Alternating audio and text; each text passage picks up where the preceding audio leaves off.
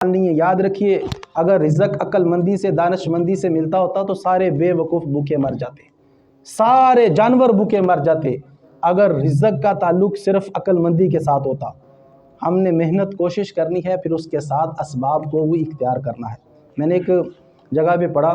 کہ برطانیہ کا ایک شخص تھا، بڑا مالدار تھا، اور اتنا مالدار تھا کہ اس کے گھر کے نیچے والا جو تہہ خانہ تھا، بیسمنٹ، وہاں اس نے بہت سارا مال و دولت جمع کر رکھا تھا، اور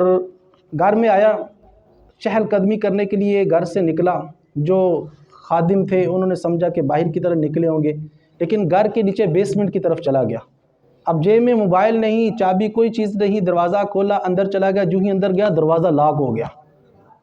دروازہ بند ہو گیا۔ اب کھولنے والا کوئی نہیں ہے، گھر بڑا تھا، کسی نے آواز نہیں سنی، اور قریب کوئی نہیں تھا، موبائل پاس نہیں ہے، چابی پاس نہیں ہے، سب نے دیکھا کہ ہمارے جو صاحب ہے باہر کہیں چہل قدمی کرنے کے لیے گئے ہوں گے، تو یوں اندر بند ہو چکے ہیں، اور پورا بیسمنٹ مال و دولت سے بھرا ہوا ہے۔ ایک دن گزرا، 2 دن گزرے، 3 دن گزرے، کسی کو پتہ ہی نہیں کہ ہے کہاں۔ تو خیر بھوک سے نڈال وہ شخص، اب کسی سے رابطہ بھی نہیں ہو سکتا۔ اس نے مرتے وقت، اب اس کے پاس لکھنے کے لیے بھی کوئی چیز نہیں تھی کہ میں کوئی پیغام دے جاؤں دنیا والوں کو، تو قریب اینٹ سونے کی پکڑی، اپنے بازو پہ اس کو چیرا دیا، خون نکالا، خون نکال کے دیوار کے اوپر لکھنے لگا کہ لوگوں دنیا کا مالدار شخص دنیا سے بھوک کی وجہ سے آج جا رہا ہے۔ تو کہنے کا مطلب یہ کہ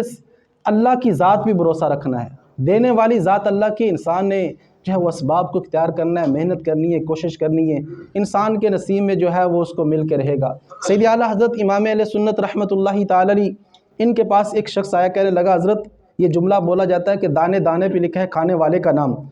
تو کیا یہ جملہ ٹھیک ہے؟ اعلیٰ حضرت رحمۃ اللہ تعالی فرماتے ہیں دانے دانے پہ نہیں بلکہ دانے کے ذرے ذرے پہ ہر کھانے والے کا نام لکھا ہوتا ہے۔ پھر اعلیٰ حضرت رحمۃ اللہ تعالی ایک واقعہ سناتے ہیں، آپ فرماتے ہیں بنگلہ دیش کا ایک رئیس آدمی تھا، بنگلہ دیش کے لوگوں کو چاول کھانے کا بڑا شوق ہوتا ہے، تو اعلیٰ حضرت رحمۃ اللہ تعالی واقعہ سناتے ہیں کہ بنگلہ دیش کا ایک رئیس، ایک آدمی تھا، چاول کھا رہا تھا کہ اچانک چاول کا دانہ دماغ میں چلا گیا، اور جب چاول کا دانہ دماغ میں گیا اور تکلیف ہونے لگی، تو اب اس نے کافی ڈاکٹروں کو، طبیبوں کو، بہت سارے لوگوں کو چیک کروایا کہ آخر اس کا علاج ہو، کہ جو تکلیف ہے وہ شدت اختیار کرتی چلی جا رہی ہے، اس کا علاج نہیں ہو رہا۔ تو خیر شروع میں کافی تکلیف تھی، لیکن آہستہ آہستہ وہ شخص تکلیف کا عادی ہو گیا۔ اعلیٰ حضرت رحمۃ اللہ تعالی فرماتے ہیں کئی سالوں تک دانہ اس کے دماغ میں رہا، یہ اس کے پیٹ میں نہیں جانا تھا کیونکہ اس کا نصیب میں نہیں تھا اس پہ،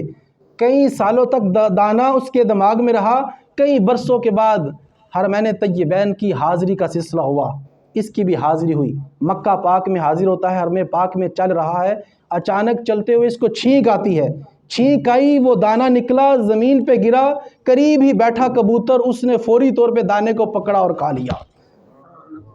دانے کو پکڑا اور کھا لیا۔ اعلیٰ حضرت رحمۃ اللہ تعالی علیہ یہ واقعہ سنانے کے بعد بات ہے یہ بالکل ٹھیک ہے کہ دانے دانے پہ لکھا ہے کھانے والے کا نام۔ یاد رکھیے جو انسان کے نصیب میں ہے اس کو مل کے رہے گا۔